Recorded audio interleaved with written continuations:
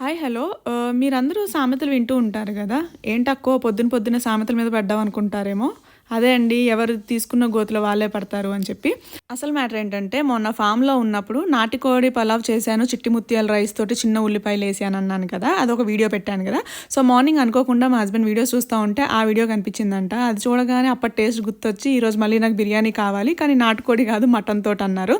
సర్లేండి తెచ్చుకోండి అంటే తీసుకొచ్చారు. అంతే కదా, సోషల్ మీడియాలో ఉన్నప్పుడు చేసినవి వీడియోస్ చేసి పెట్టడము తప్పదు. ఇంక ఇంట్లో ఉన్నప్పుడు ఇలాంటి చిన్న చిన్నవి అడుగుతారు కదా హస్బెండ్స్, అవి వండక తప్పదు. సో మొత్తానికైతే పలావ్ అదిరిపోయింది. సేమ్ చిన్న ఉల్లిపాయలతో చిట్టి ముత్యాలతోటి మటన్తో చేశాను పలావ్. దానికి కాంబినేషన్గా కొద్దిగా మటన్ కర్రీ అనమాట. సో ఇది బ్రేక్ఫాస్ట్ చేయలేదు, ఇంకా లంచ్ కూడా వద్దని చెప్పి 11 o'clockకి ఇలా బ్రంచ్తో కానిచ్చేసాం. సో యమ్మీగా ఉంది. అండ్ ముక్క కూడా చాలా మెత్తగా ఉడికిందనమాట. టేస్ట్ అయితే అదర్స్. మీరు కూడా ట్రై చేసి చెప్పండి ఎలా ఉందో. Thank you.